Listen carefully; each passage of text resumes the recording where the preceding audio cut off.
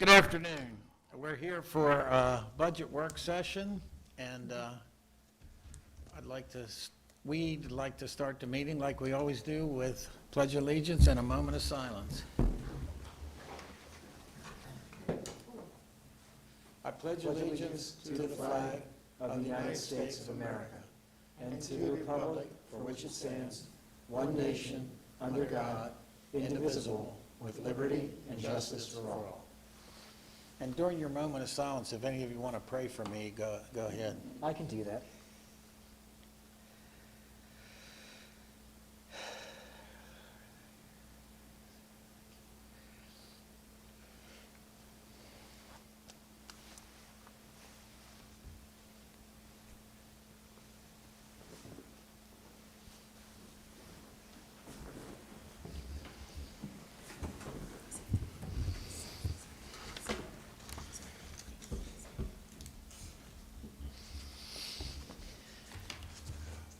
Okay, you have paper in front of you with a few things on it. One is a very short summary of public hearing comments. Now, of course, you have gotten phone calls and emails since then. Those are not captured here. Then there are a few changes that we've had to make since the proposed budget. These are not about choices you're making, just other things happening. One, we got updated information on state funding for school projects, actually increased a bit beyond what we had counted on. So we've built that into the budget now. You are aware of the negotiations that have been going on with a developer in connection with our Market Street extension. It looks like that is all coming together now. You know, we've talked about, this was budgeted years ago, and that doing this now was going to require additional funding. We have added funding now. It was $1 million? 1.2. $1.2 million for that project.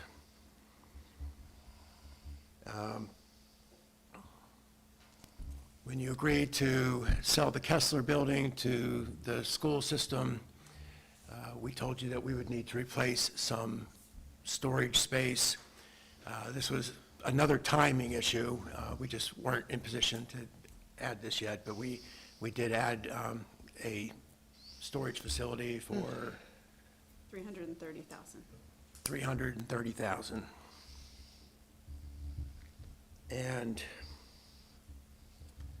there's some grant funding we have in connection with some veterans programs that was coming to us. I don't understand all what's happening, but the granting agency is still giving this money for the same purpose to another organization in Carroll. So it's not coming to us, but the service will be unchanged. But we pulled that out of the budget. And then you see the bottom line as it stands, as you know, the last time you all talked.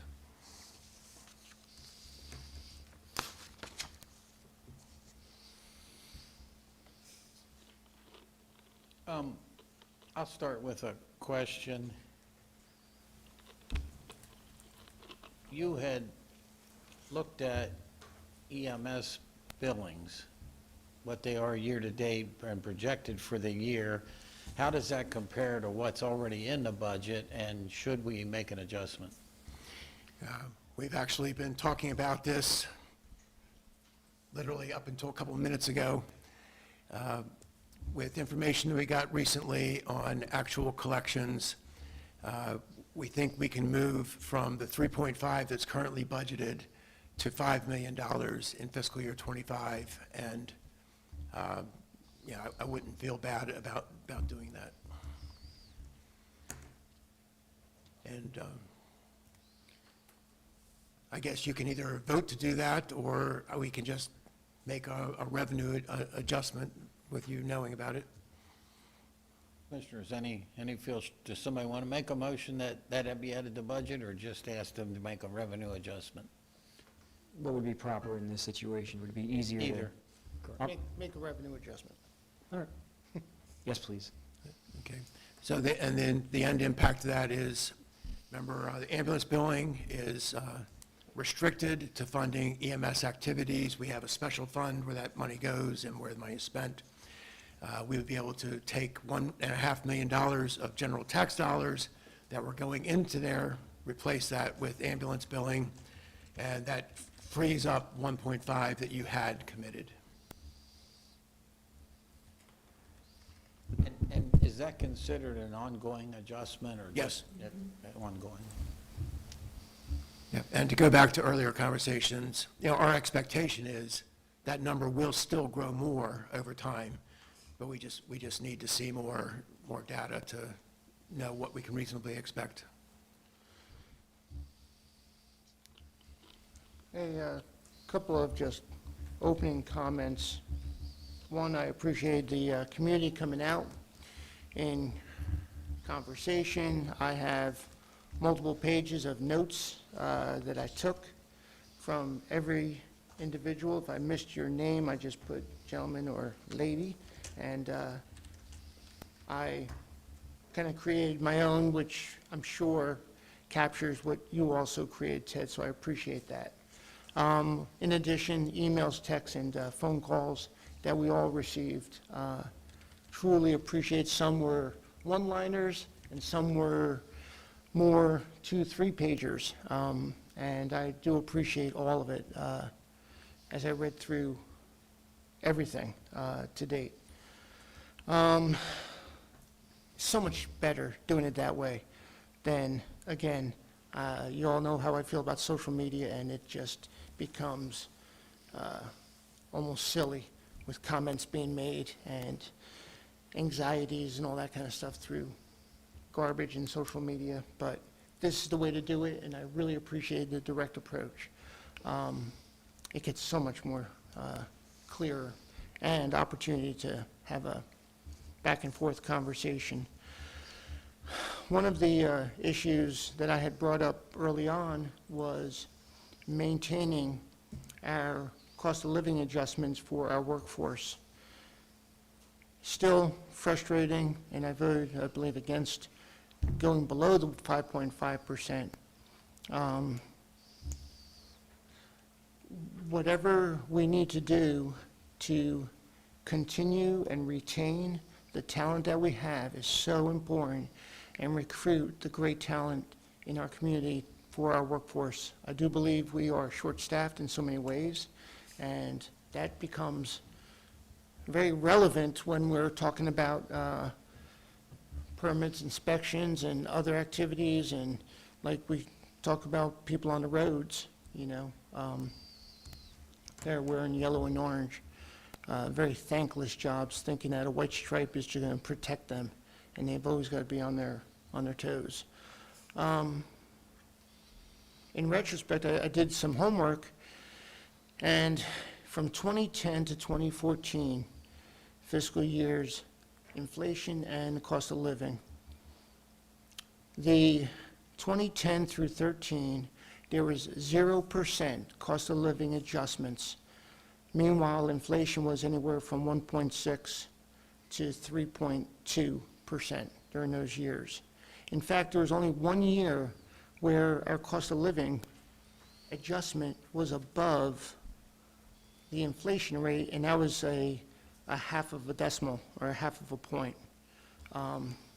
Overall, it's been woefully short. In fact, in 2021, cost of living was 0% adjustment to a 4.7% inflation rate.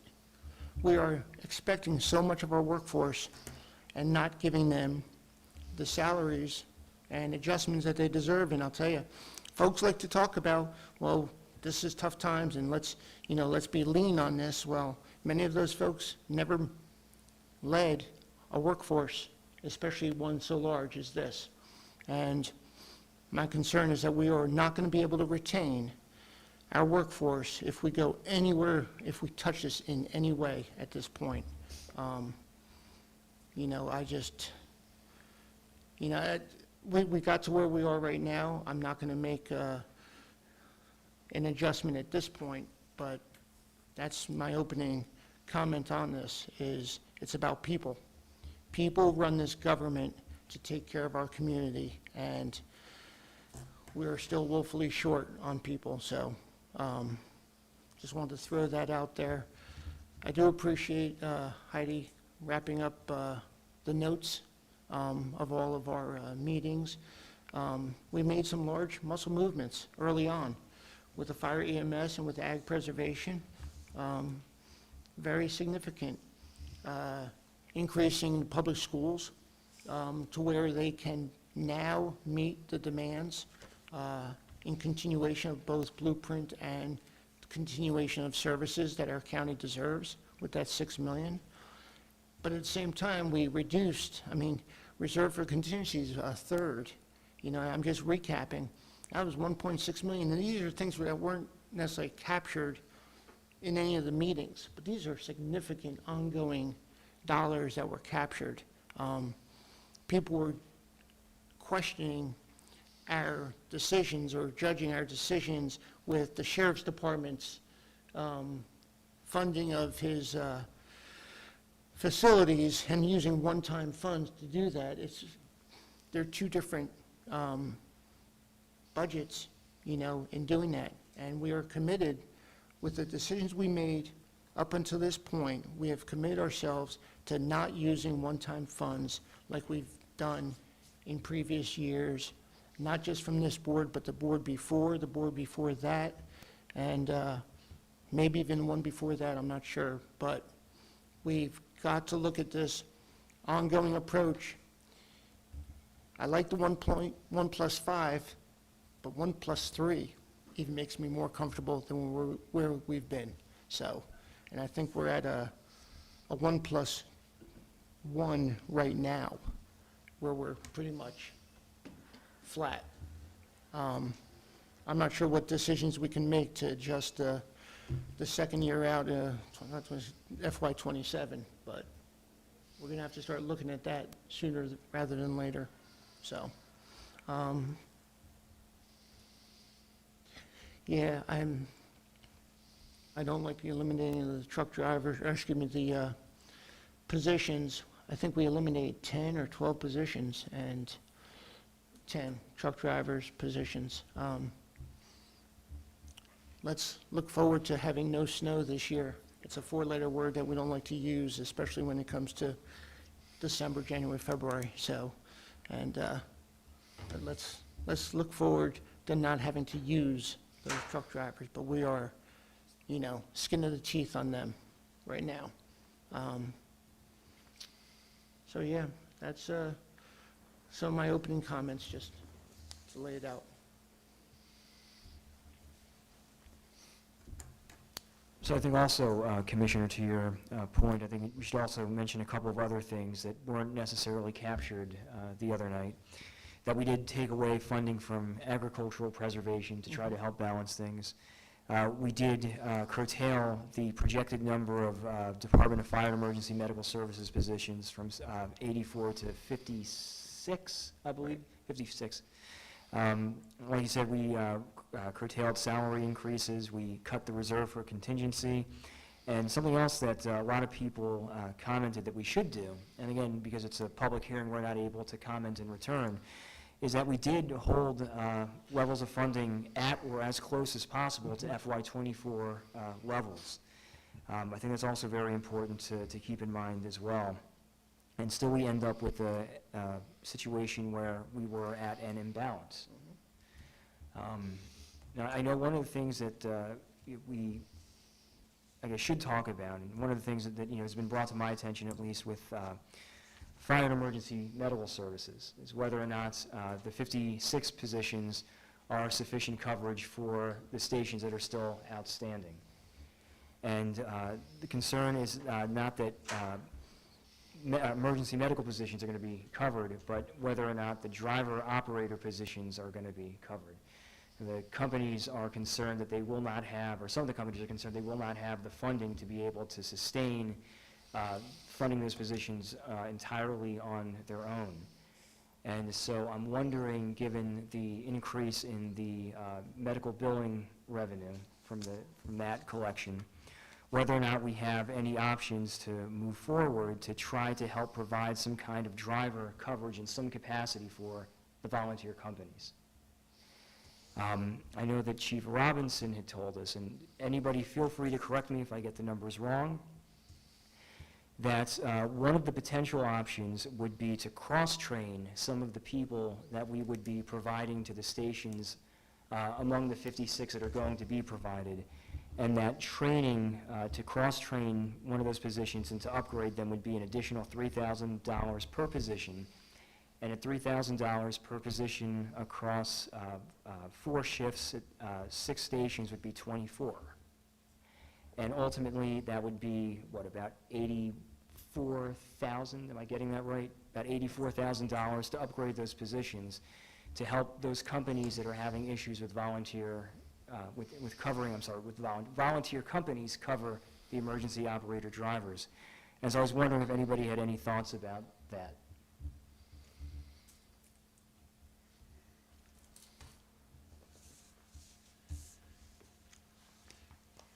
Well, we have to do something. I mean, think, that's- Isn't it? I mean, I think the goal is more discussions with Chief Robinson over staffing and look at how we can make sure that individual stations don't have to pay any employees. They're out of the HR business. And I think retraining, I think all that would accomplish that for at least a year. And looking at the email, I don't know if I'll find it quickly, but how much money did we add to CC Visa to help fire companies pay drivers? 320? 320,000. I'd like to say we move that from CC Visa to EMS to help Carroll County EMS pay all those positions, and then that money won't be needed in CC Visa anymore. You mean taking the 300 to help pay for drivers, or to, The 320 was to pay for somebody. My intention when we first discussed the motion of reducing EMS was That's right. maybe it would be drivers, maybe it would be EMS, maybe it would be management, maybe it would be whatever. But, and it sounds like there is a plan being developed that we can get to the point where no individual fire company needs to pay for a driver or any EMS people. So that tells me CC Visa doesn't need this money. That was specifically there to pay people. So flip that back to EMS, which more than covers the 80 you were talking about, and will give the chief more flexibility to, and again, I don't know what I'm allowed to say about staffing or employees or whatever, but there's a lot of moving around that can happen with chase cars, with EMS, with stations helping stations, and I think we can truly get to a point where no station has to be in the HR business anymore. and so by cross-training the EMTs as drivers, that'll ensure that each station has the drivers that they're concerned about having. Well, I can appreciate that thought. I would advocate keeping it in the budget, at least for now, because I would anticipate there could be a need during the summer months as some of these folks are getting on to the stations. They may still got to be hired. So I would advocate leaving the money there. I think we might find ourselves, I think that there will be stations in need, but to your earlier point, with the EMS billing being the way it is, find the right way to use that funding for EMS, and then, in other words, take whatever we can use from EMS billing, we take to, and that money has to be used for EMS purposes, and we take those, whatever money becomes available, we transfer that to whatever the chief's telling us he needs to cross-train people, to hire, to if it's salary increases, whatever the cost may be associated with that. Does that make any sense? You're talking about the 1.5 Yeah. freed up that you would put it Yeah. into EMS? Yeah, yeah. Why couldn't we, I mean, we certainly Well, could you do can. that. I mean, so previous action reduced it by 2.8, so this would be roughly putting back half of what you took out. Is that what we want to do? No. I'm That- confused. I don't That's- think that's what I'm, That's what I'm confused, yeah. You reduced the general funding, so it's the same. It's Well, still no, reduced by- we reduced it 2.8. What you said, I don't think is what you're saying. I hope not, that we're putting back 1.5. Where are you? Well, when you said put the 1.5 somewhere, what well, somewhere? the EMS, okay, EMS billing is an important part of this equation. EMS billing, we don't control those numbers, but we think those numbers will provide us enough funding to, we could offset the cost in the budget right now for EMS positions, take whatever money that is, and provide that to the chief, so he can have enough funds available to properly train, cross-train, whatever he has to do for these drivers, FADOs, whatever you want to call it. That money would be offset by the EMS billing. So we're not having to add anything back in.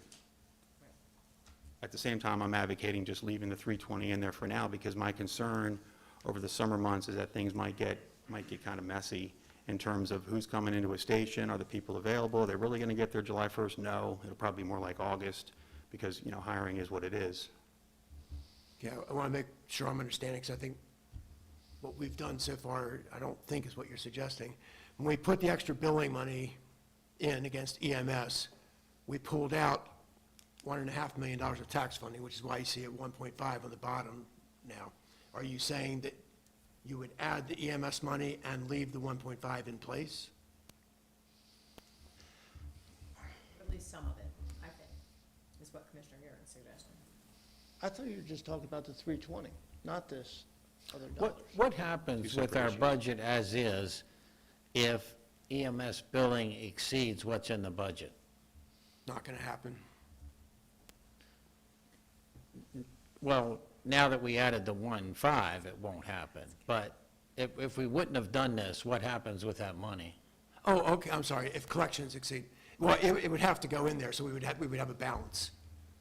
And then you would appropriate that in a future year. But EMS couldn't automatically spend it just because it came in. It has to be in the budget. Yes. So that's what you're saying is take some or, now, well, let me ask one more question. Back to CC Visa. Before we changed that 320, was it already figured that July 1st, everybody knew it's not going to be hard? Was there already money in there for the stations to pay people as this transitioned? No. There was money in there for county positions to be FADOs. Now, that did not necessarily account for, you know, a gap in time between the start of the year and when people will be hired. But there was no funding included for anybody else doing So anything. what would have happened if a specific station didn't get their county-paid driver until September? Where would the money come from to pay that guy until then? Well, if they had it, it would have to come from the company. Now, right now, a greater part of the funding for the FADOs is coming from the companies than is coming from the county. So for a short time, it would have had to have been all of the funding. Yeah, and again, I think right now for the companies affected, the uncertainty is just as bad as the money situation and the personnel situation. So that's why I suggested leaving it in there. And again, hopefully my EMS billing evil plan makes sense. But we have money from EMS billing, whatever the chief needs to make the FADO allocations work should come from EMS billing. The EMS billing goes to EMS, and whatever money is used there should be made available for the chief. Does that make sense? Because I know we are obligated by law for EMS billing, has to go to EMS purposes. Okay, well, it sounds to me like you're saying to make more money available to him. That's what, I think that's what he. Okay, if And that that's- was if Commissioner that's the Vigliotti case, suggestion. This as well. $1.5 million that we're showing here would have to go away, because it means it would have to stay in place. If you want the additional EMS billing funding to give the chief more flexibility, then we can't take this away. But he doesn't need $1.5 million. Or what number? All Commissioner Guerin is suggesting, if I understand But correctly. I'll let you give it a shot, because I don't think I've been effective at all. I think I gotcha. Is instead of giving Visa the 320 to hire the vote, well, ultimately, initially, he wants to give the 320 to Visa, to let them bridge the gap over the next several months until all of these people are in place. Concern that it'll take time for the county to hire the appropriate people, and this will help the stations bridge those gaps. But ultimately, he would like the additional funding that Commissioner Vigliotti suggested for the cross-training to come out of the 1.5 million. So we would increase, instead of it being a wash in the general fund of increase in billing money of 1.5 and a decrease in general funding of 1.5, we would, I'm gonna get it maybe wrong, but we would increase whichever of those by a couple $100,000 it would take for the cross-training, or the 84,000, or whatever it takes for the cross-training. Did I do it? Did it better than me. I think, My question is, did we convince Mr. Zaleski, though? but my question would be, I'm We're- translation, you're convincing. we're funding EMS almost $30 million, so 3, 5, or 5, it's all going there one way or the other. And can the CC Visa money only be used, is that in the budget so they can only be used for stations to supplement their pay to drivers? No, I mean, everybody would understand that's the intent, but this is another one of those things where once the money leaves us and goes to them, we don't control what they do with it. So I'd wonder, I understand what you're saying about some time, maybe we ought to switch half of it. If we were gonna have that there for them to pay all year, we cut it in half and it gives them some flexibility. I really want the stations to understand that we're making every effort to make sure they don't have to pay people, but it's not gonna happen July 1st. It might be September, it might be January. But I don't want that money to become a slush fund for CC Visa either. I understand that concern. I mean, again, and I'm not saying that this board doesn't trust our fire companies, because we do, and I trust the corporations to make the right decisions with that. I don't know if there's a way to just provide that in terms of, quarterly sums or whatever it might be, or as needed, but certainly I can understand the concern. But given everything that's at stake, I feel fine with the stations getting that, and at least the stations that I've spoken to are deeply concerned about this issue with FADOs. So the thought is to leave the 320, but then add an additional 84,000 for the cross-training out of the 1.5 in the general, or the billing? Provided that's really the number. I mean, I guess we don't really, are we really certain what he needs yet? It sounds like it's maybe that number, but whatever he needs, I just think we have to make sure he gets it. I think that number, I thought that, when we were talking about it, I thought that Thought it number was was a a little- little squishy. A little low? You thought it was a little low, maybe? It's hard to say. I mean, it's hard to say. We're trying to make it So would we, work. like, That was just adjustment on salaries. That Right. wasn't adjustment on training. So Mm, True. at the end of the day, they would have 3,000 more because of salary increase, but not the training itself. The 320,000, they presented 2 projects or something to us early on, CC Visa, like in early April. One was, I think, 200,000, one was 120, I don't have it in front of me.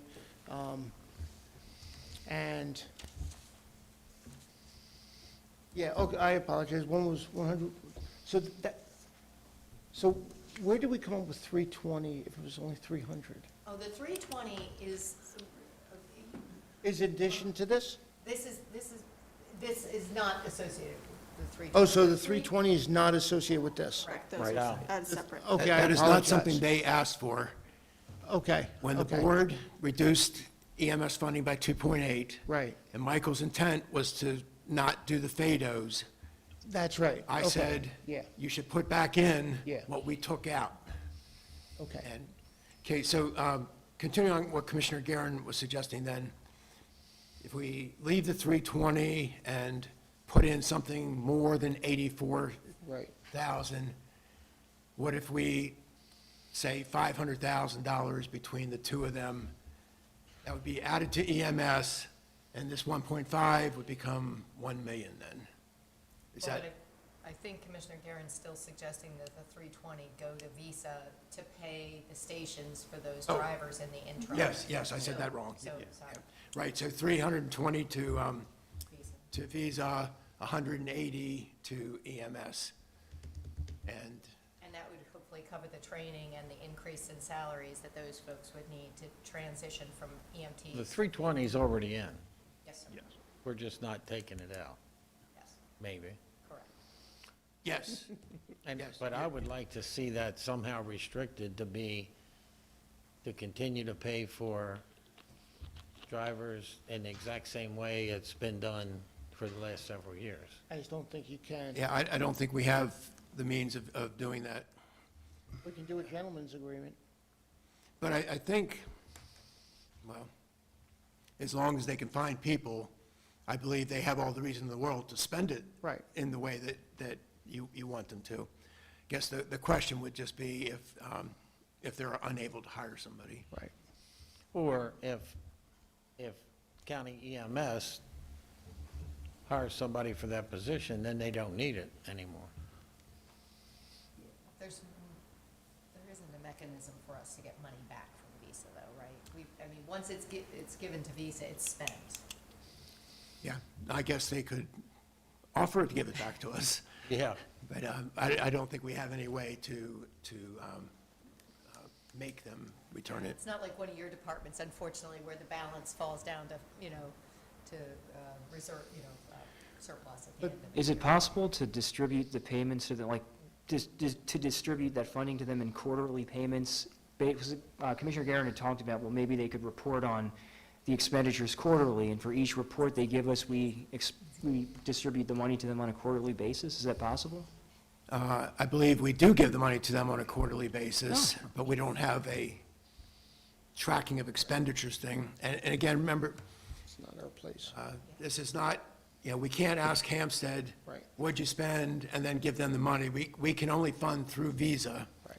So even there, we can't, we don't have the level of control that, you're suggesting. Well, I mean, if Visa says this is what we spent the money on, and we gave it to companies X and Y to help with the fire apparatus driver operators, right? I mean, that's plausible, right? That they would, that we could ask them to, I feel like we're making this too difficult. Yeah, probably. And I think, we are building a fire EMS in the county, and we're all trying to stay in the same boat, rowing in the same direction.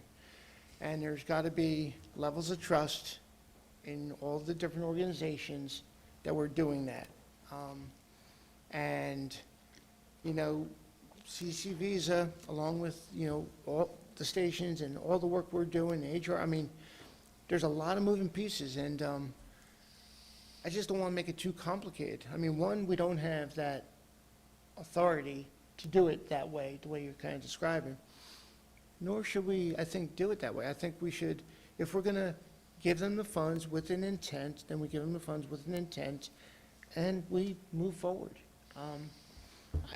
But what I don't understand, we cut money from EMS, which meant these positions got cut, so we gave them money to pay for these positions.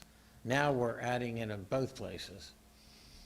And I didn't think we were. with the seven companies that are waiting for a county employee, Right. it's like 45,000 each. But I didn't think we were putting in both places. I thought the one was the training to cross-train, like you were talking Yeah, about. yeah. And then the other was positions themselves. Yeah. That was the 320.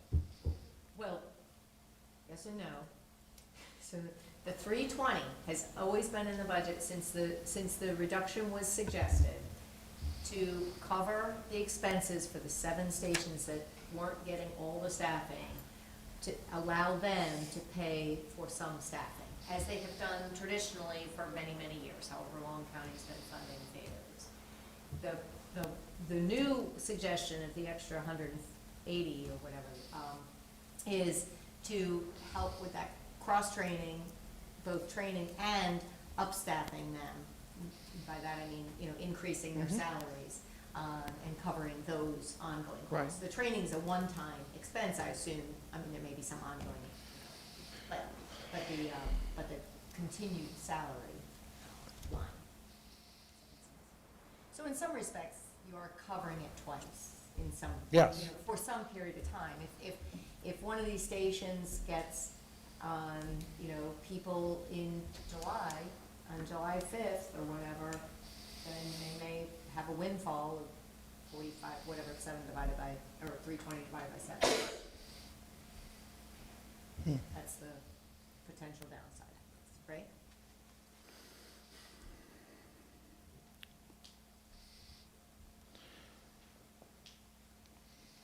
The upside in doing this is providing for CC Visa the funds, correct? That's the upside, if we make this decision. Yeah, and if they're gonna use it for what they requested in the agency thing, I'm totally opposed to it. Wait, say that Oh, again? you mean these? But now we're talking two separate things, because that's where I was going earlier. No, we're leaving 320,000 in to pay positions that we're putting in EMS to pay positions. And I guess if we're okay with that, Well, no, early on, that's why I was talking about the 300,000, that was a completely Yeah, different oh, I requirement. know, but I'm just saying, if they never have to spend this for positions, we're giving them 320,000 to do with whatever they want. But they would have to spend it for positions. No, not per the budget. It's not We have no restricted. way to assure that. Well, we have no way of controlling that, but if that's their intent to spend it for positions, I don't know. Yeah. I see the concern there. I mean, the line item is clear. It's for FADOs, and it should go to 7 stations, one of 7 stations, because those are the ones affected: Hampstead, Pleasant Valley, Limeberry, Union Bridge, New Windsor, Gamber, and Winfield. And I understand your concern about leaving money, quote-unquote, on the table. We should never do that. I just do think that this could be the summer of, this could be a tough summer for the companies, because there's been so uncertainty. Not our fault. I mean, I think obviously the budget has sown a lot of concern across the county with the companies, but there's also some hiring concerns or hiring issues. Retention issues are always a thing, attrition, things like that. So I'm comfortable leaving it in there, and it may not be recurring, and right now it's in the budget as recurring. So I guess I understand that part, that money just gets transferred and we spend it somewhere else. But in theory, it may not be a recurring cost after FY '25. Well, why don't we make the 320 one-time money? I think that's actually good. That makes sense, yeah. I mean, I'm not, Yeah, but that's a good point that we should probably have caught for you. yeah, Well, that's what I assume. I don't know what Heidi did, but that's why you haven't done anything yet, I right? haven't done anything yet. Okay, I assumed you meant one time, because you talked about getting through a few difficult months. yes, Yeah. yeah. So change that from operating to from ongoing money to one-time money, oh, I'm definitely good with and that. take it out of the future years. I like that. That makes it much That- easier. That way it's there for them to use this Yeah. year. Commissioner, is that a motion? Yeah, I'll be happy. So, I mean, I kind of walked ASS backwards into that one, and now it looks like I'm a genius, but I doubt it. So, yeah, so I think let me make sure I understand what I'm proposing here. I guess there's one big motion. We're still providing 320 to the stations, so that really doesn't change. So are we just making a motion to remove recurring? Yeah, change it to No, one-time no, money. what you're doing is making a motion for 320 one-time funds for FY '25. Well, If right? you want to separate it, but Oh, you could also okay. add, But- the second part of your motion would be to add $180,000 For Yeah. the ongoing, cross-training. and increasing for the cross-training and the increase of salaries from EMTs to But- FADOs. But not to confuse it even more, you wanted to add 500. Okay, why don't we do one thing at a time? No? Okay, good. Let- Then she's right. Why don't we just do, I agree, but if we do it one thing at a time, you know, the 320,000, one-time funds to CC Visa. The 320 is already in there, though. Yes, So we don't even have to do anything with but that. we take it out of future years. That's the motion you need to make, yes. Take it out. But being careful to, Correct. You But- don't want to give away one thing when you. yeah, but being careful to make a distinction between what we're providing CC Visa each year and this particular line item, because they're still getting money each year from the county.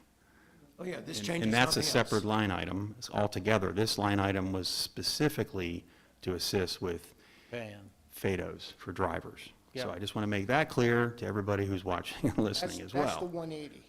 Yep, And that's an ongoing, so leave the Cross-training 320, and but make hiring. it one time. Well, the 180 would be for our EMS. Right. Correct, Right, to yes. cross-train our guys to. yes, And higher, and increase salaries. too. ongoing, Yeah, Yes. right. okay, Okay. Thank you.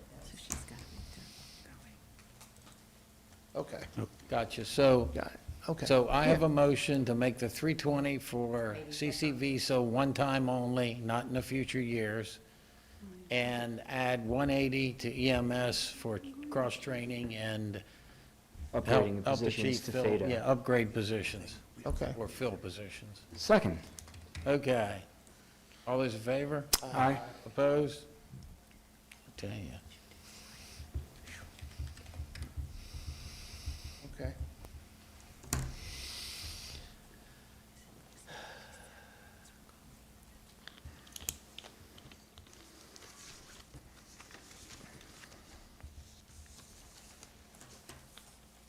So what other topics are we gonna,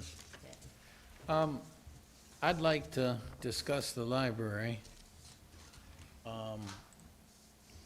We took away their 3% that was to be added to 2025, but as it turned out, we took away almost everybody's. We added, I think, 122 in one-time money. no, I thought it was like 167, Yeah, I think it's 167. something like that.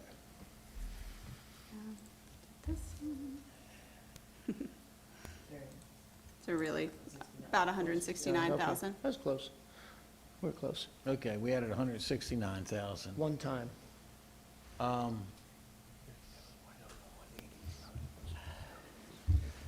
I don't care if we add it, if we can restrict it. I asked several questions months ago, got an answer to one. I asked the question again yesterday, didn't get an answer. I don't want to add that money unless they reinstitute fines for adults and they do a study on why they took our money and didn't stay open on Sundays. So is that possible? Can we leave that in the budget but say it's restricted? Well, you can't give it to them and restrict it. I guess you could appropriate it, not give it to them, and say you receiving the money is contingent on these things happening. Okay. That's what I'd like to see. So what were the two things you The wanted? two to see? things are, Reinstitute the fines. one or more libraries be open on Sunday, and reinstituting fines for adults. There was a bill in Annapolis to not allow fines for kids, but our library actually stopped doing fines the year that failed in Annapolis. The following year it was passed in Annapolis, but they had already stopped all fines. And back when they stopped it, it was creating income of $130,000 or $140,000. I think If it was adults only, it's probably 30 or 40. And by law, they can't charge it to the kids now. And I think the one or more libraries should be open on Sunday. I don't know if they have to do a study. I've heard from homeschoolers, that homeschool networks that said they would use it. Now, I'm not a library expert, so they can figure that out. So I so move, I make that motion. To make it conditional on the answers and the information that you want? Yes. Yeah, I'm not taking it out of the budget. You just want to? I'm just restricting it. All right, I'll second that. Well, You ask questions and you should get the answers. I thought so. you're not taking it out of the budget? Right now, it is out of the budget, so this would be putting it back in. There's no motion to take it out. Right, if, No. okay, well, I'm sorry, Kate, there's one-time money, you're suggesting ongoing money, right? The one time. He's The talking one about- time. Okay, I'm sorry, I misunderstood then. We gave them ongoing money for Sundays. So, If So, they yes. collect fines, it's ongoing, but I want to restrict this, that they don't get it until they answer those Right. questions. But that's all been taken out already. Everything you just said was taken out, and we. No. It was, and we made a decision to use one-time dollars for 169, whatever, 230 at this point. What you're now recommending or motioning is to now take that out of the budget and provide it to them contingent on answering some questions that you have. Yes, It would still Right. be in the budget. No, you're not taking it out Yeah. of the budget. You're just restricting the one-time funds. what you're saying is, we originally took their 3% from, that would be added this year, we took that out, but like I said, we ended up taking that out of almost everybody. We went back to, our budget was actually less than 24's. I just feel like, you know, the one question was, moving forward, they'd follow Comar on recommending board positions, and they've agreed to that. Correct. None of the other questions have been answered. okay, so right now, the 160-something is in your proposed budget one As time. one time. So we don't need an action to put money there. But you are looking to I wanna restrict add it. to that, to say, we aren't going to give them that money until, They answer the questions. so, Okay, but I disagree with this. First off, the answer is maybe no, and if the answer is no, then are we willing to put the money back in place? Because in the years that I've been doing this, I have not heard from anyone about Sunday hours, except for, honestly, my wife when we were driving, and she said, oh, I'm gonna go to the library. I said, Sunday, you can't. She goes, oh, really? I mean, she just didn't know. I mean, and Okay. that is the truth. So in the many years that I've been doing this, actually a short amount of time I've been doing this, I have not heard about the Sunday hours. I won't say upset. The library should have, in the past, come to us when the decision was made to shut down the libraries on Sundays after a pilot program with $120,000 was provided to them from the county commissioners. Now, the commissioners may have said, okay, got it, reabsorb, but that wasn't their decision to make, that was ours, and they took that decision away from us. So, yes, I agree, that was the wrong thing for them to do. My understanding was 3 branches, and in talking to Ms. Bursler about that, is that it cost more to fund the library hours than it was bringing the library, than people were coming in, because they were paying the overtime for the librarians. They weren't adding positions. They never hired and added positions to fund the Sunday hours. So she said there was a loss in revenue by doing that. As far as the fines, I agree that there is a level of responsibility that should be put on especially, well, no, on everybody, kids and adults. I mean, we learn as kids. I remember going to the library with my mom as a little kid, and I made sure I had my books brought in on time, or else I paid the fines. I think it was maybe a nickel back then, I have no idea. But anyway, there is that level of responsibility that I agree we should provide. The discussion, again, I had with the librarian regarding that was the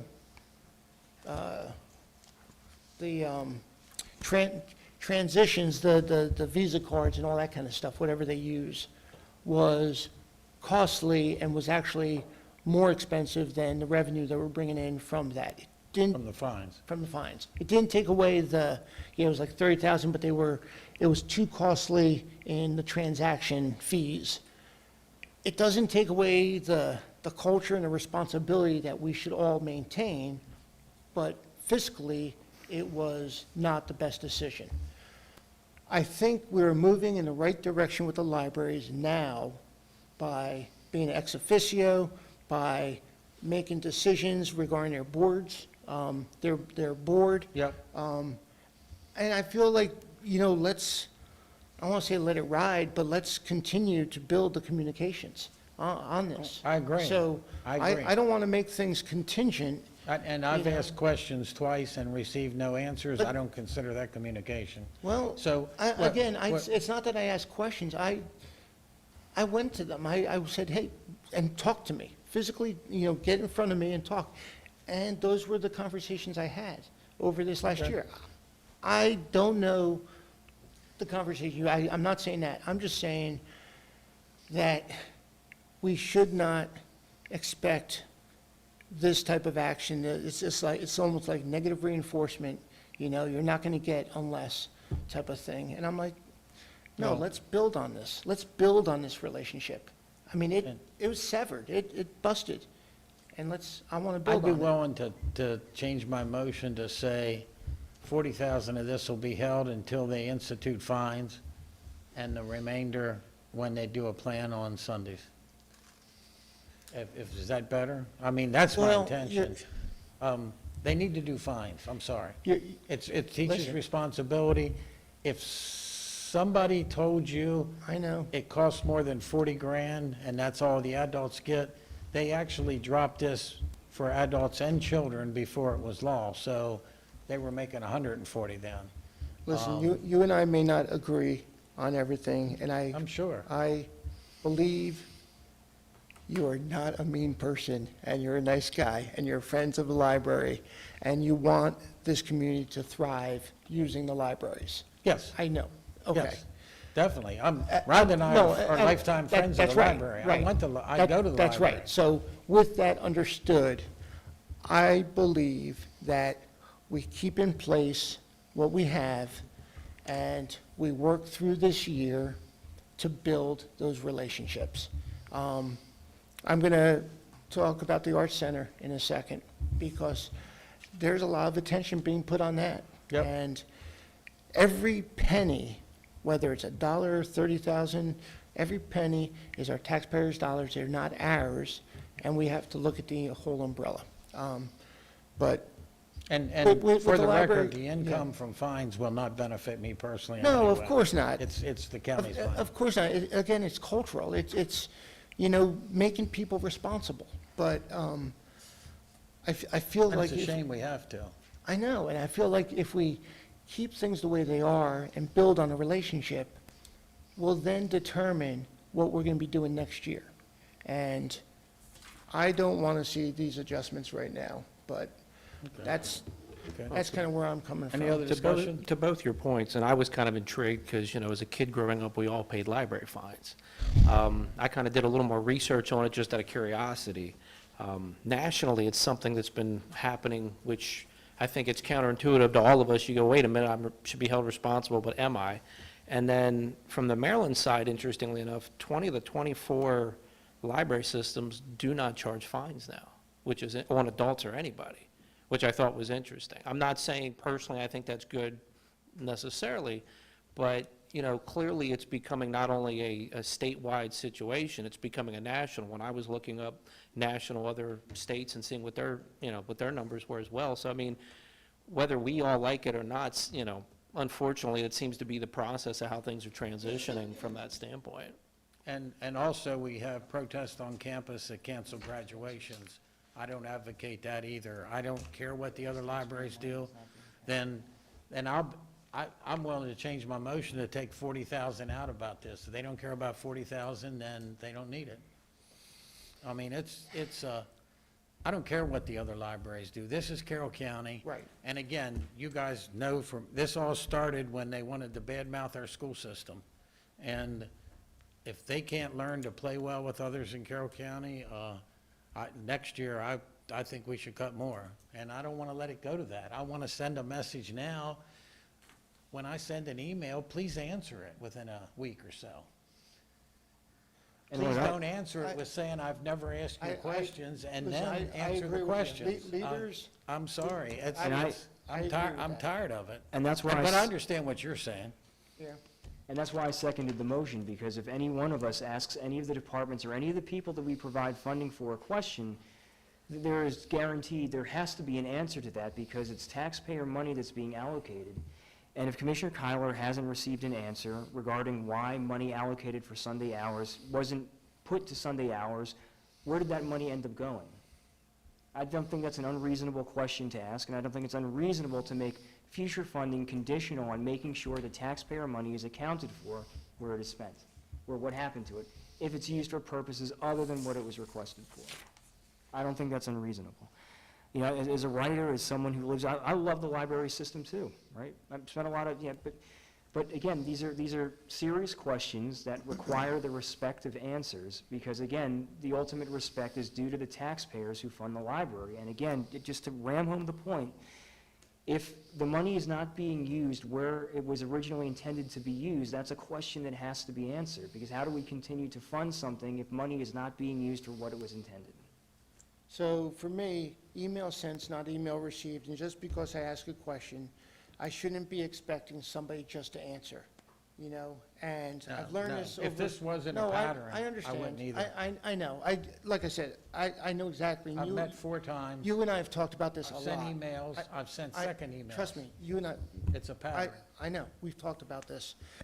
But to your point, though, you know, just because I send an email and I sent it on this time and this date, so-and-so didn't respond, no, wrong answer. Get in front of them, have the conversation. 4 I had times. those, I know, I had those conversations.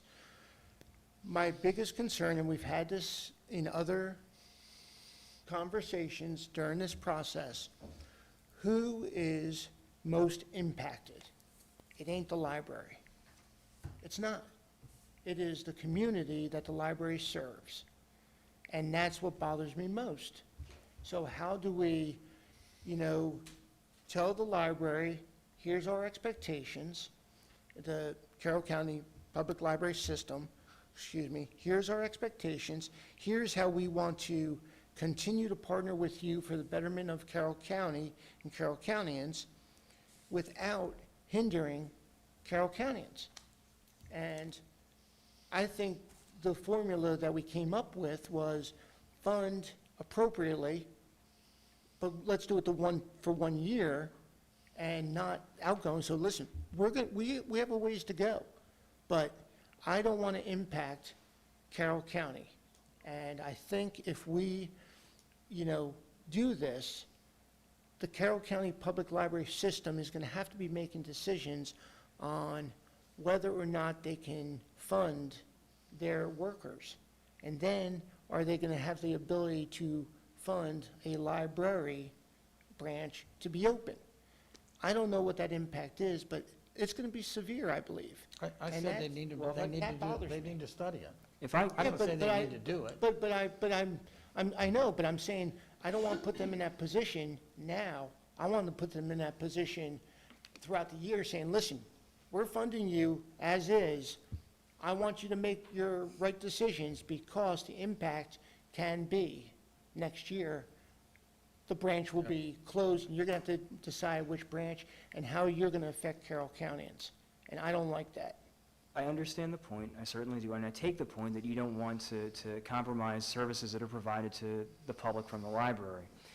But we also have to consider that the library has just as much responsibility in providing the services as we do, in the fact that they have to be able to translate to us what that money is being used for, and when the governing body of the county asks them questions, when the president of the Board of Commissioners asks them a question, they've got to be willing to answer that. And I get it, right? The emails and in-person meetings, Commissioner Kyler has had all of those. And I will be brutal here. They have a reserve fund. If $170,000 is going to make them or break them, they can pull that out of their own reserve for the year. And then we can continue to have that conversation about answering emails or accounting for where taxpayer dollars are spent. I certainly don't take away, Commissioner, at all from the argument about the services, the necessary services that are provided, not at all.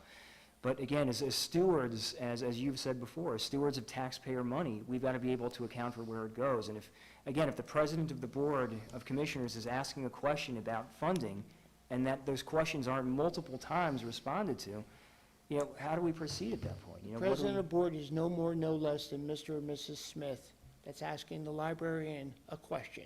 So I get it. I understand your point. I'm just saying that the library will be making decisions, if they're not funded, appropriately to allow them to maintain the services that they provide today. If we're wanting and willing to do that, that's one thing. I believe I want them to serve Carroll County the way they are doing today, continue to have our conversations with them, and then determine whether next year or not they're going to be able to do it, with a much stronger relationship. That's all. Yeah, and That's all. I just got an email, who'd have thought, this second time I got an answer because we discussed it in budget.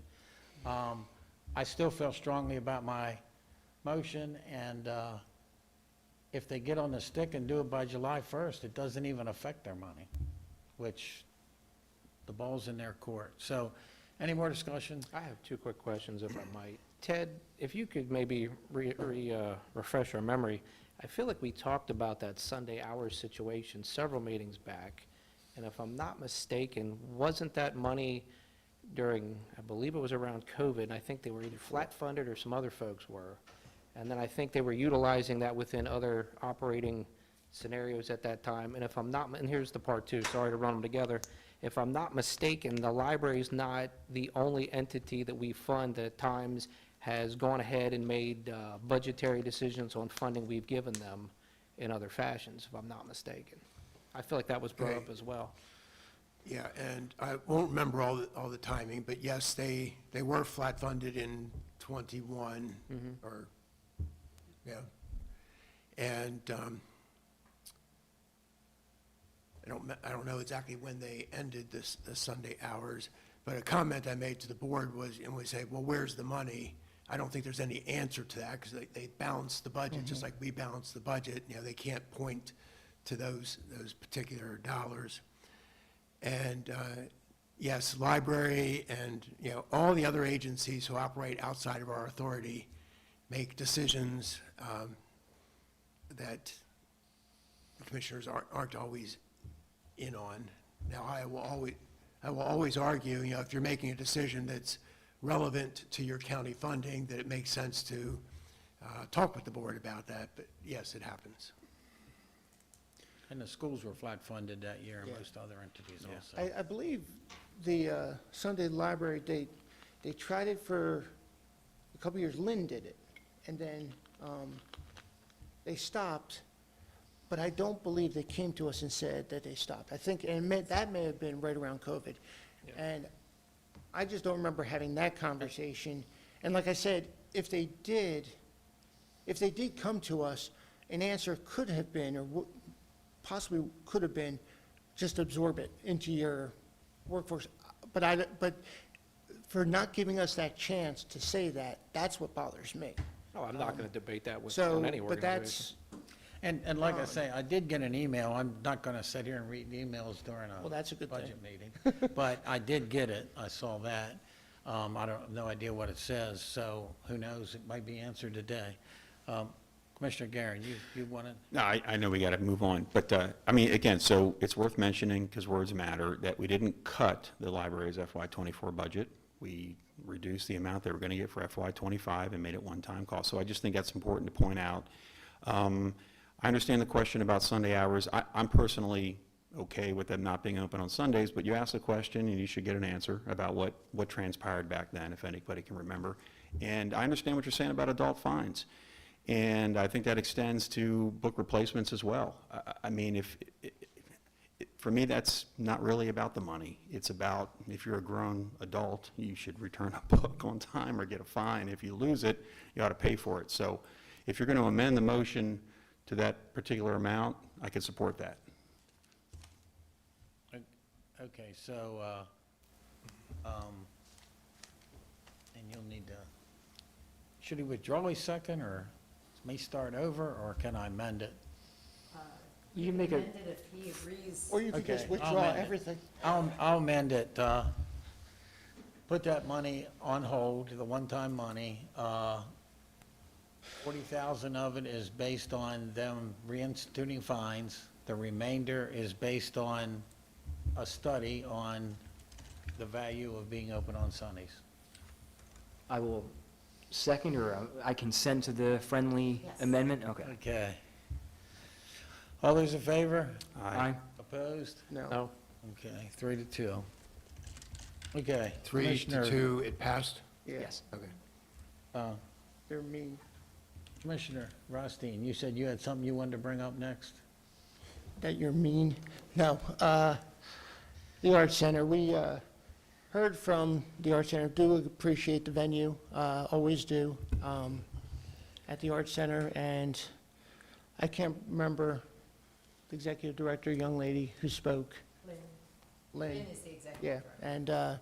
and, explained the impact that the Art Center has, not just being the center of Westminster, but also an economic driver in the county.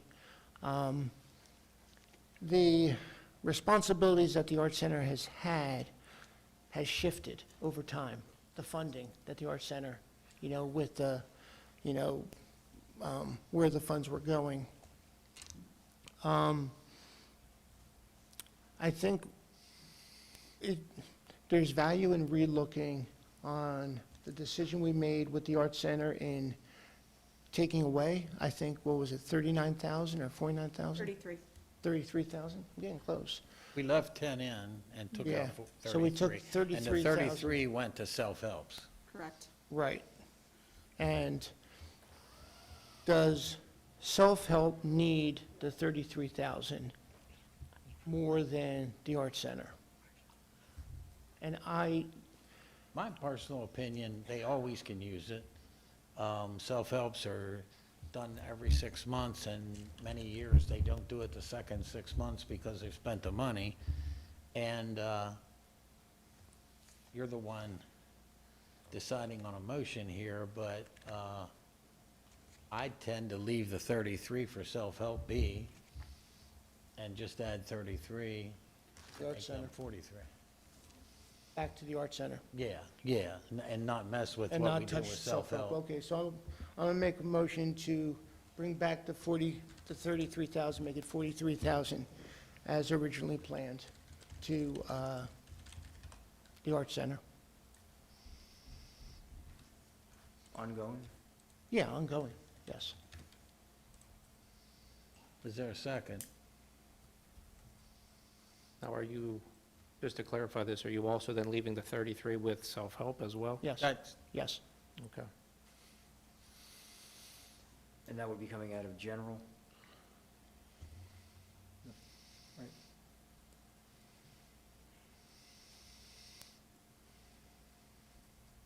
Yes. I'll second it. okay, we have a motion and a second. Any further discussion? Just very briefly again, someone walk me through the kinds of projects that self-help Oh. pertains to. I mean, what, Scoreboards, dugouts, fences. The dog park was self-help, wasn't it? And Our dog park, so, And so this South mo- Carolina, which is really important, is that dog park, which is huge. I mean, it's kept just them off awesome. opioids. So- And this motion doesn't have anything to do with self-help. You Right. can, yeah, he's not changing that. You No. can make a motion to change it or not change it. Because I just want to make sure, because a lot of what self-help does means that, there's less that we have to, and if that makes sense, there's less commitment from the commissioners because people are self-funding or, Yeah, Helping. a quarter of it, they self-fund. As things stand, self-help is going to be in a stronger position in '25 than they were in '24. Correct. And I'll give Frankie a passport to come down to South Carroll Dog Park. Just- Frankie, and Maddie. No, I don't know about the Does your, two. do your dogs go out in public? They do on occasion, they do. I'm not sure they're dogs, but, Oh, my. Any further discussion? No, but the only other discussion, just to amplify the Art Center, the impact that they do have has been strong. And, I'm not big into the peep show, but that is an example of the value it does bring in gathering folks together. It's again, a strong culture we have in Carroll County, and to allow them to continue to thrive. And we need to build our relationship stronger with them. But that's my 2 cents going into this, and that's why I want to, So one Make last this. point of clarification. You want 33 with an increase every year, or 33 No. flat every year? Ongoing. it's ongoing. So therefore, that's why you see increases because of, Well, okay, I just wanted to make sure that Yeah, your goal it's wasn't 33. 33 every Yeah. year, Yep. okay. we already have 10 in there, so it'll go back to the 43 that it was. Any further discussion? All those in favor? Aye. Opposed? No. 4-1. Since we're discussing economic drivers, I wanted to bring one up. Obviously, it's something we've all been reached out to on individual basis with the City of Westminster and their Pure Water water project that they're working on. We've all kind of talked about it. We've seen it in the economic development land study, the lack of industrial commercial. We've seen the issues it's caused within housing, which is actually very flat as our population is, regardless of what some people may believe or perceive. So the situation right now is Westminster for roughly 4 decades has had a water issue.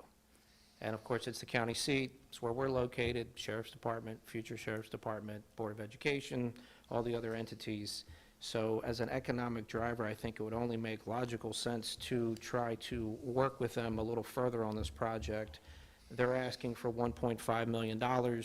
We previously, the county, or the Board of Commissioners had given them 1.59, which that would put us at roughly 20%, or 3.09 million for the total project, which comes out at 15 million, with the city putting in 6.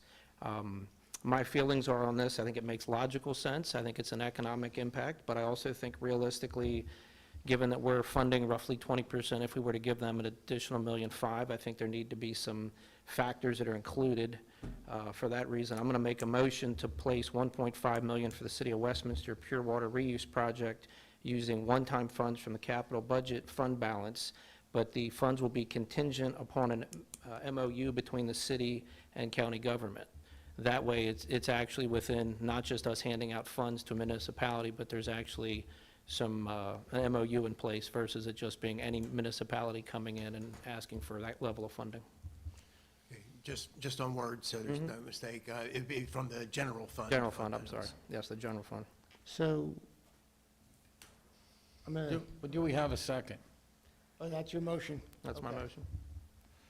Could I'll make a second to that, and then I'll ask a question. Is the water project itself, it's serving more than just economic, it has more than just an economic purpose, correct? There are Absolutely. citizens that the water system also serves that are county, but not specifically municipal residents. Correct. You got 47% of the water sewer users are located outside the city of Westminster, so they're county. And also, we're looking at the hospital expansion, which is not a secret. That factors into that as well. So it's, it affects the whole area. Does that, So, no, please, go ahead. so that, does that include, so that obviously includes county buildings? Yes. Yes. So, yeah, that's part of what I'd like, but this MOU must be contingent where this funding must be contingent on an MOU Yes. that goes well beyond county buildings. Absolutely, And- that's something I agree with. I mean, I'm very open about this. Had a conversation with the town manager last week, and she shared with me that she was going to provide me something, and kind of going back to conversations with other leaders. When somebody, you know, you ask a question, you expect an answer, or at least a response saying, I don't have an answer, just something. And she shared with me that she was going to have an answer to me by Friday, and I received nothing.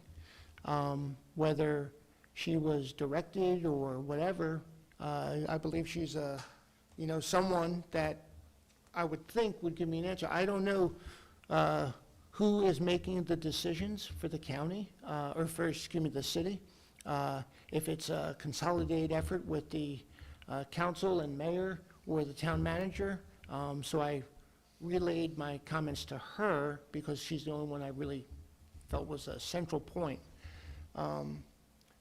And so, yeah, that was a bit bothersome, that I couldn't understand, was she in agreement with where we want to go? Or was she just taking down notes and saying, okay, I'll get an MOU to you, a draft MOU by Friday? Because she said she was directed to do that. I was clear that I wanted them to consider them being a city, county buildings, along with commercial priorities that we have within the county, where the Westminster water sewer would be of use, because we have some significant areas, especially off, and you know where they are, off of 97 and 140.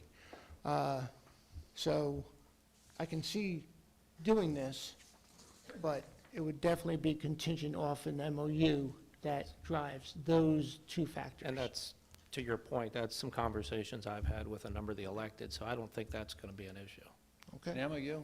Well, to Commissioner Rothstein's points, being at both county, you know, buildings, but also some of the industrial, commercial within. Yeah, I've been told they positively won't go past county buildings. But again, the communication has been so poor. If they'd get us something in writing, then we'd know exactly what they intend, and we could respond. And I shared with two of the councilmen, it was very disappointing not to receive something Friday. Even if somebody would have sent a text or an email saying, sorry, we've changed our mind, we're not sending it, to just not receive something that was promised the day before is disconcerting. And I think and I don't think you need to change the motion, but so the MOU has to be agreeable to at both least three parties. of Yes, us, yes. right? So, or it's not an MOU. Correct. So the details should take care of itself, right? That's my thought, yeah. Yeah, Yeah, yeah, and- yeah. And if we don't put it in the budget, it would be a little bit harder to come up with the money in the next couple months. This is the right way to do it. Yes, if there's any reasonable likelihood you're going to do it, then we should have it in. And just mechanically, just so you know, if you agree to do this, we have money on the bottom line, so we haven't assumed that it's coming out of fund balance at this point. We just Okay. took it out of what's available in '24. But we'll have to see where we end up after you Right. do whatever you're going to do. The, So, You mean- But it- no, no, But it Talking about is reserve. one-time money. yeah, Yes. but he's just putting numbers in right now. Yeah. Okay. Until it's all said all and done, then they'll figure out the numbers. Commissioner Gordon, so, yeah, I agree. This could be a path forward. Always a concern that you're opening up Pandora's box to all the other municipalities. Oh, I as don't soon as disagree. you Put a dollar out there, because I could expect the others to jump right in for their must-haves. That's why a very clear MOU, county buildings, our priorities, and our priorities really are focused on the commercial industrial in the region, because that's where we're going to make our, revenue. Yep.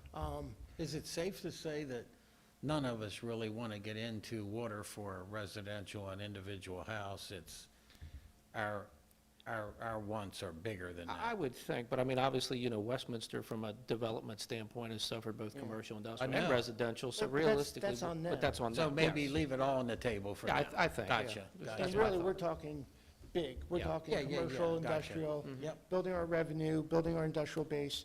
Our priorities above and beyond government buildings and, you know, yeah, that was all the conversation I had, and I believe notes were taken, so I expect something. But yeah, I can support it. I just think we need to be prepared for the next 7 municipality asks, Oh, my gosh, yes. And- because each one has something specific. And if they so desire, we're capable of writing an MOU ourselves. So if they want us to write one to them, we can do that, but that isn't what we were told. Any more discussion? All those in favor? Aye. Opposed? We all agree. I like this. The rest of the day is going to go well. Good motion. So technically, I understand that you got to move the numbers around, but technically FY '25 should still be 1.713, right?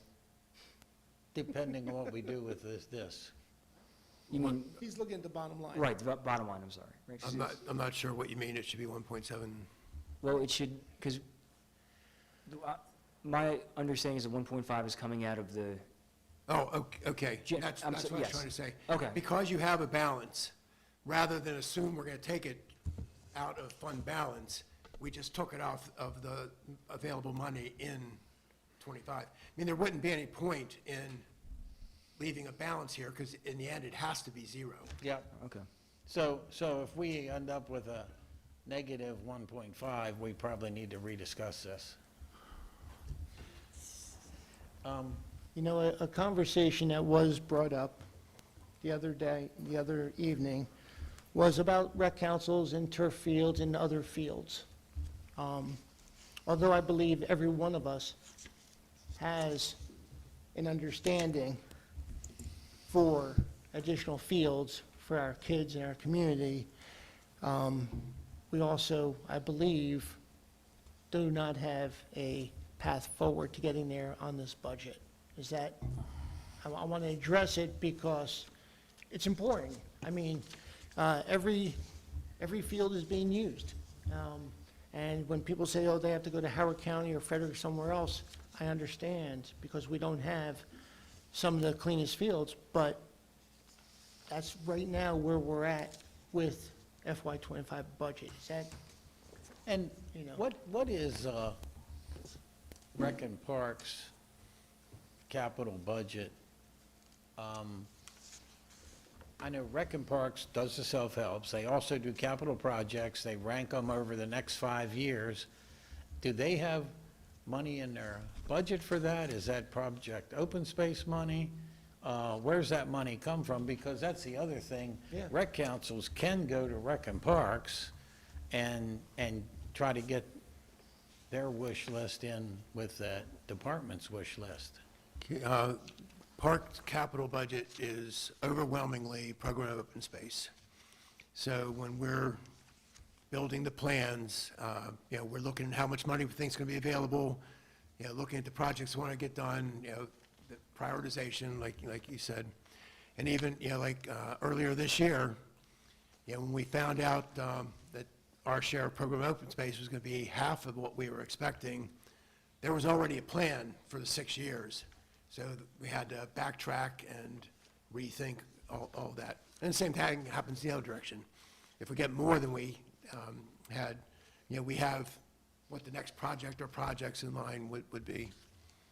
And what percentage of open space money has to be purchases? 25% is for land acquisition. 25%. Yeah, it'd be nice if we could make use of that for park development, but it's not the rules.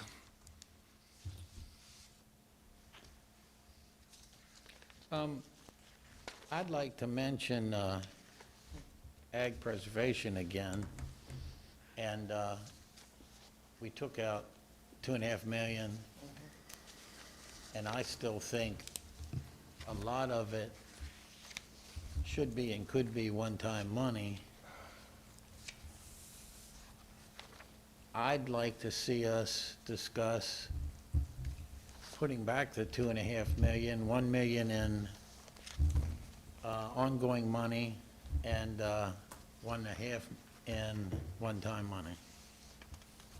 I don't know what everybody thinks of that, but I just think we want to send a positive message. Ted, are they using all of the money? Pretty much? Yeah, I think the easy answer is yes. I mean, there might have been a year somewhere where Yeah. it didn't all get used, but we're not building a balance. Yeah, so this 2.5 could slow them down in theory. Yes. So I didn't do it as a motion. What's everybody think? Well, the only thing I'm going to mention, I know Ted didn't have it in front of him, I know I mentioned this last time, they were sitting on roughly, and I don't know where we are right now with some of the projects, but they were sitting on 6.7 million. And, you know, they're also looking at an available balance that's less in process of 940,000, another 933,000 from MALF that's coming back, and then they have the additional funding on top of that. So they're still sitting at well over, I think it's close to 3 after the 6. So, I mean, I don't think it would crush the program, for lack of a nicer way of putting it, for at least a year or so. But I think the question is, and I know they're adjusting numbers on the screen right now, but we're at, you know, depending on where that 1.5 million pulled from, we're at 1.7, or we're, you know, roughly 1.7.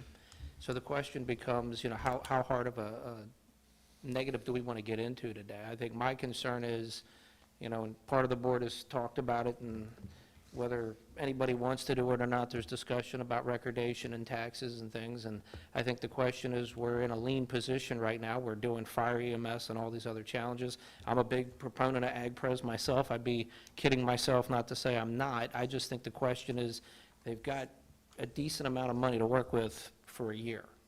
Maybe the thing to do is be a little conservative and cautious, get to next year and see where the numbers are, because I think the challenge right now is we don't know what the state's going to do by next year. We don't know, I mean, the assumption is we're going to see higher economic issues, to say the least. We don't know where any of that's headed.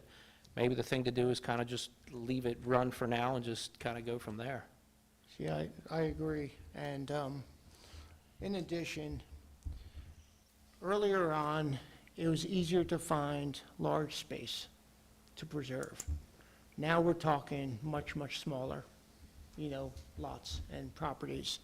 You know, and we knew that. The last 20,000 acres, you know, is coming out of about 45,000 acres available, give or take. I mean, it's going to be very difficult.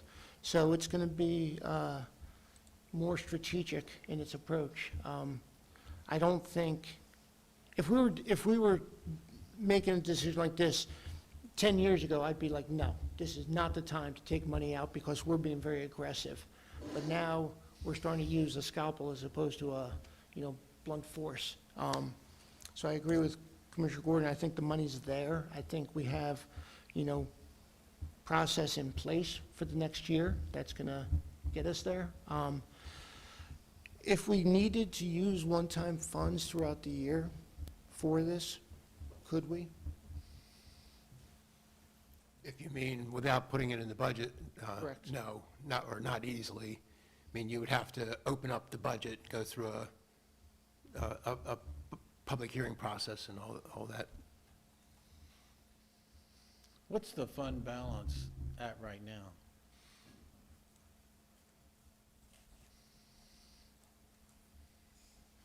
Oh, 20.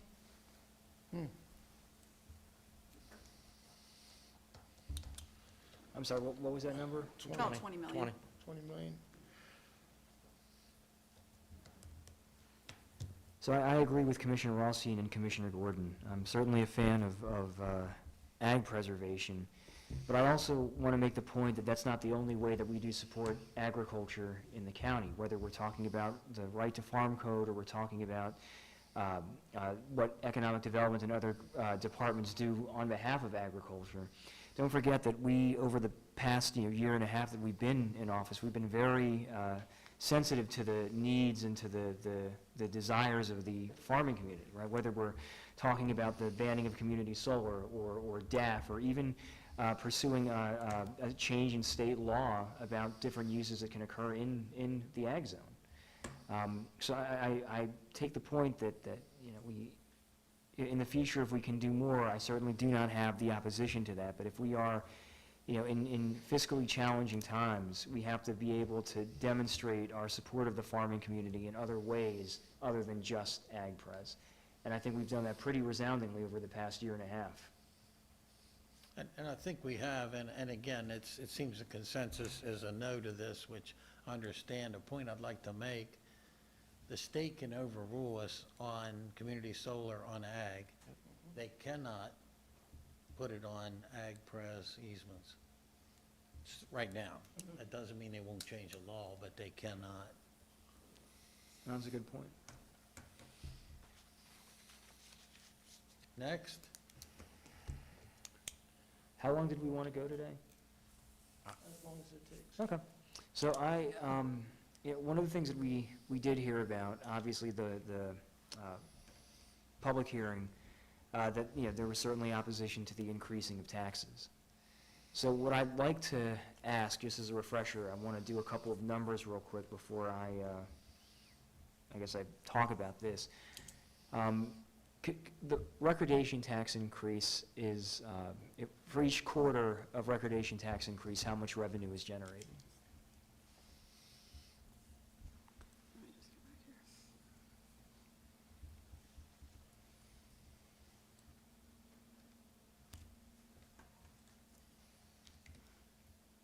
back here. $700,000. 700, okay. And for each cent in property, how much is generated? 2.4. And the way things stand right now, if I remember correctly, we have the proposal, okay, thank you.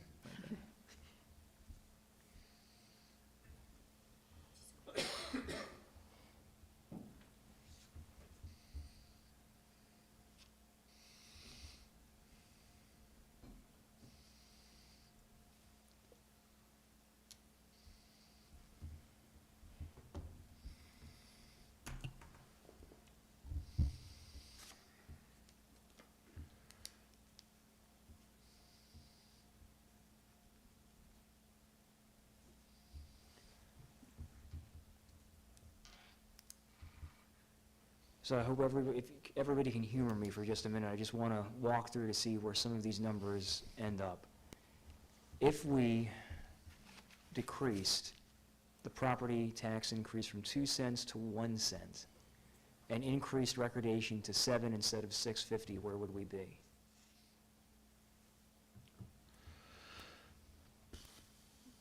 So you said recordation at 7 Yes, ma'am. and property tax down 1 cent? Yes, ma'am. Okay. Thank you.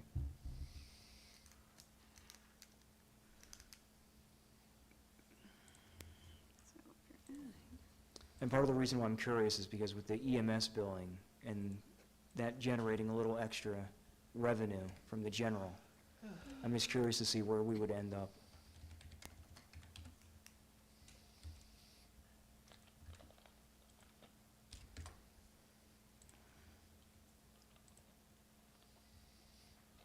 That's your first year.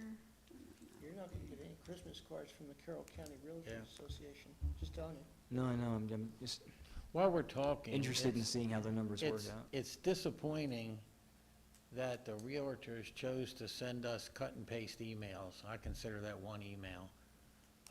There were 2 or 3 who sent very thoughtful emails about how to change the budget, and I appreciate that. But the ones that did the cut and paste, if you don't have an original thought, save your time. Now, for the record, I thought we already did too much on recordation, but I I want to see I where, just I want to follow every option possible that we understand. have to, yeah. Just a question, though. Let me ask Ted this question. Now, we're looking at recordation, and obviously 5 per 5, or it was 5 per 500. Now, we have a proposal of 7 per 500. How do we formulate the number of proposed properties changing hands within a year's time? Because that obviously has a significant effect on how much money's actually going to be generated. If we're looking at roughly, and I keep bringing this number up, but if we're looking at, say, 100 houses on average, and that's not growing or changing in any large exponential situation, or let's say those 100 people decide to say, well, only 80 of us are going to sell our homes this month, you know, we're going to potentially see a negative impact there that I don't think budget, and you guys do a great job, I'm not in any way taking away from you, but you can't really forecast that based on what you And do. we don't try to forecast the number of sales. What we're reacting to is actual collections. Okay. And we get monthly data. So this is one where we actually get pretty close to real-time information, and we can see how things are changing.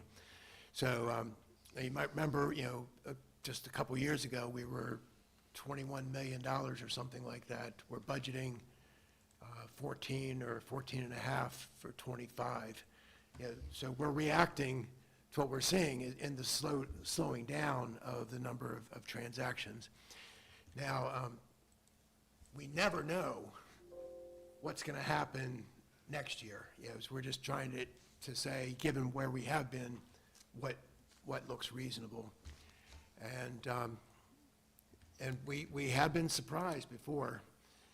The last big boom we had, we got to $23 million, and we knew it was coming down. That was no surprise. We tried to decide what seems like a reasonable place to say it's going to level out, and we ended up at $14 million. But in that case, we actually went down to $7 million at one point. I would have never guessed that it was even possible, but that's what happened to the market. So could happen again. And obviously, you had that big uptick during COVID, which nobody expected economically in Yeah. so many areas of life, not just housing. Just out of curiosity, and I guess for maybe some of the folks listening or watching, with recordation, though, obviously if it's, property sold, but say you had a family member that decides to gift the property, are they still paying recordation on that, or is that excluded? I don't know. Because, we are seeing an uptick in older individuals and communities, or especially Carroll County, where they're, potentially doing gifting and such. I was just curious how that plays into this, some of those I've never been numbers. asked and never thought about it Okay, before. I was just curious, I wasn't sure. I think you do not. That's what I was thinking, too. And again, Based on the sales price. I got it at home. We sold a house, sold a lot, and let 2 of the lots stay in the estate. The 2 in the estate had no settlement fees. Yeah, Something token, sure. but didn't have this, So theoretically, if you're gifting it, it may not, it may be It just a may wash. not, Yeah. but I'm not positive. I would think so. And,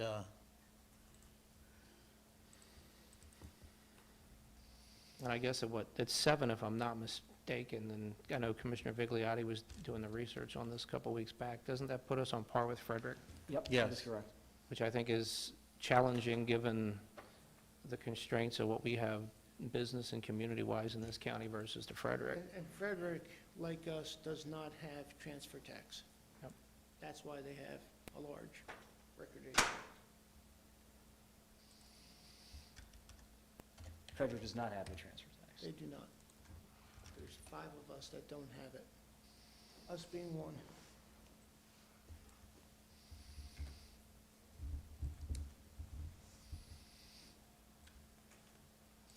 and I'm curious to see the bottom line.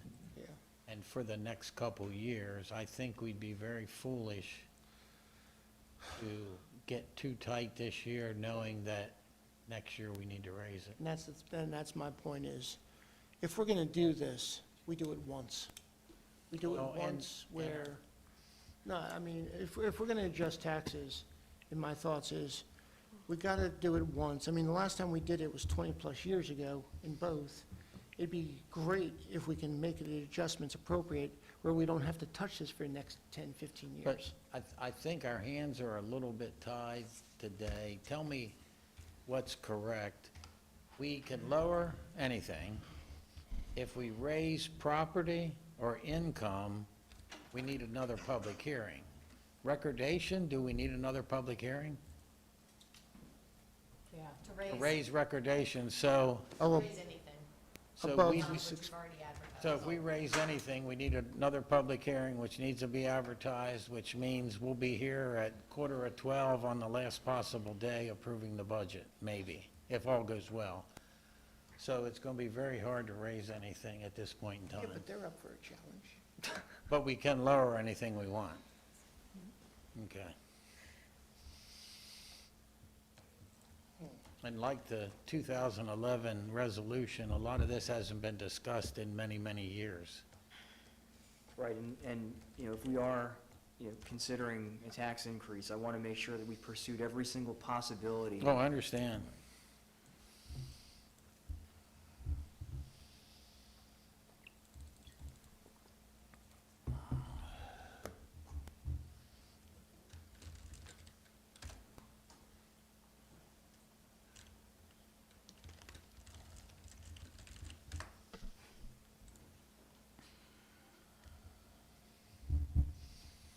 Those are the numbers? Thank you. So we would be negative 1 million. Yeah. 1.3, or no, 1 million, yeah.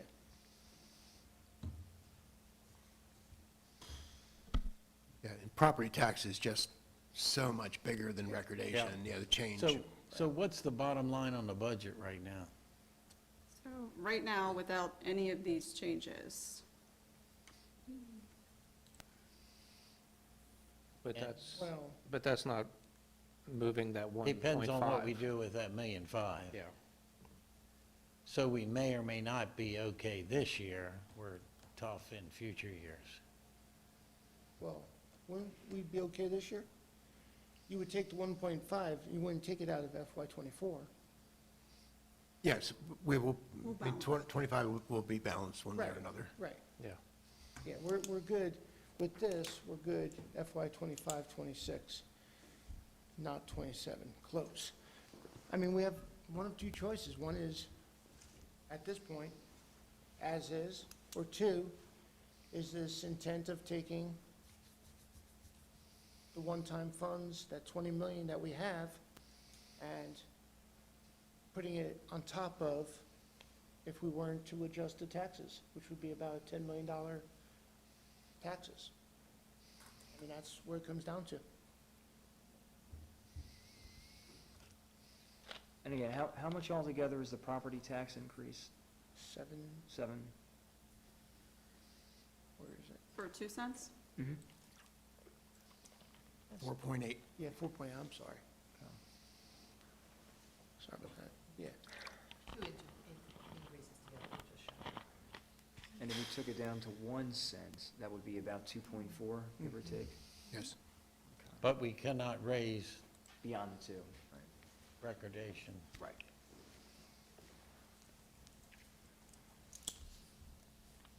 Or we should not. We always can. Well, we can. If you directed staff to do it today, we could get the ad. in the It has to newspaper be for quick. Wednesday. Or for Sunday. Yeah, and it truly would have to be today. If it goes beyond today, it just can't get It's done. no time. What's the confidence that we collectively, you two, have if we were raising the taxes, the 6.5 and the 2 cents, that we would not touch this for the next 10 years? I'm not confident. Well, that sucks. I think the CCPS Maybe that's a has bad word. I shouldn't say. reluctantly assured us next year won't be a big hit. EMS, all safety-related stuff is going to do nothing but go up. I think. And for the record, probably nobody's listening anymore. The sheriff's building has nothing whatsoever to do with this. The sheriff's raise does not affect this year.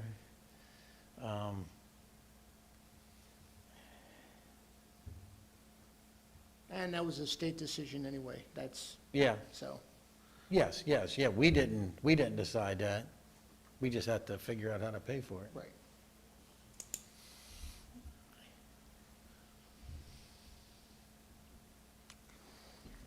So if we only did a 1 cent increase, it would be negative 2.4 million, give or take.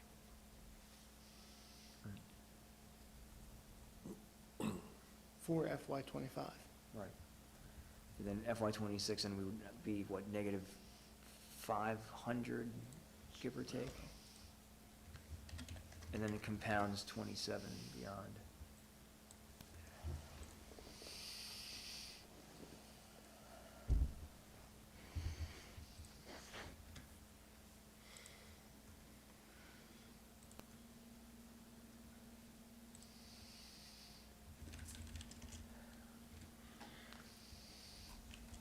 I mean, there's an option here to do a 1 cent increase, and then we use one-time revenue to get us through.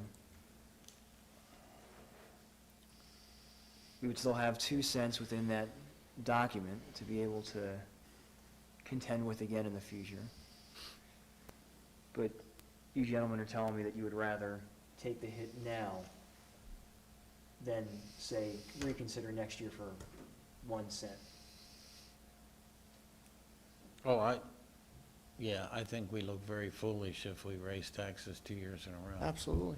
And I think it would get very difficult and unacceptable to do it that way.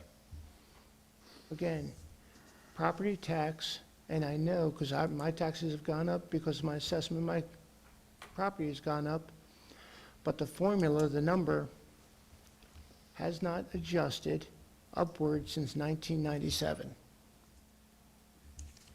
and recordation since 2002. I understand, nobody wants taxes going up. But that's just, and utilities, you know, I'm on utilities and they've gone up as well.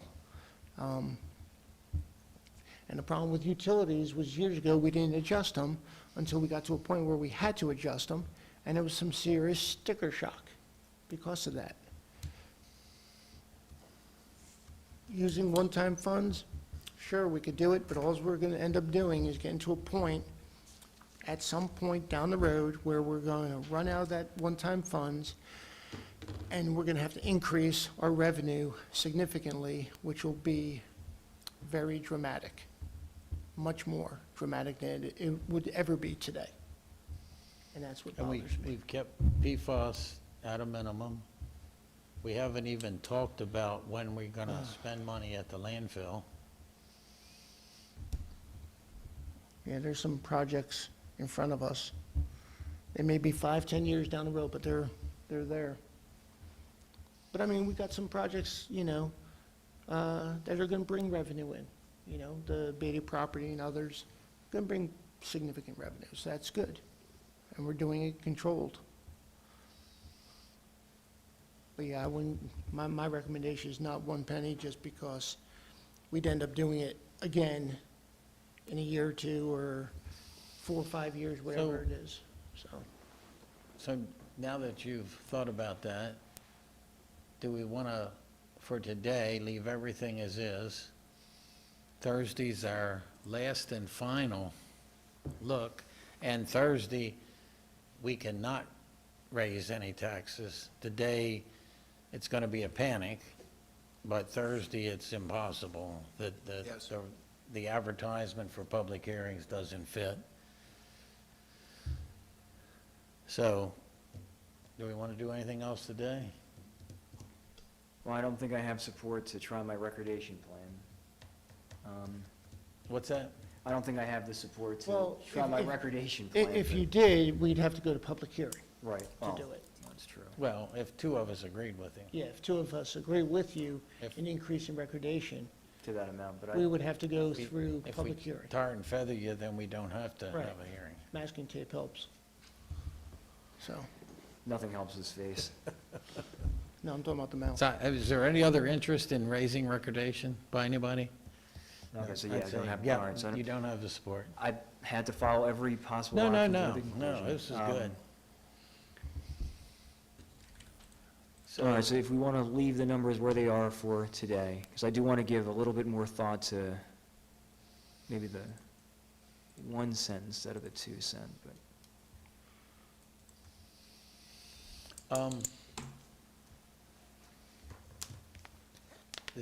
I'm sorry. Does anybody else have anything else they want to bring up today?